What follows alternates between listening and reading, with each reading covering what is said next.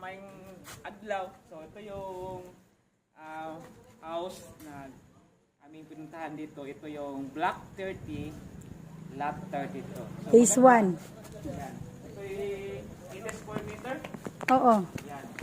Reopen units. Paakyat yung lupa niya, tapos facing sunrise. So, yung main door, naka-facing sa sunrise. So, ito yung unit niya.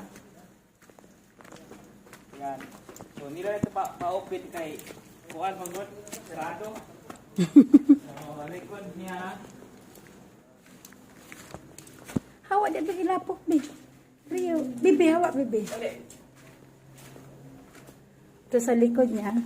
Ito ma'am, may lababo at saka may tangke. So, dako pang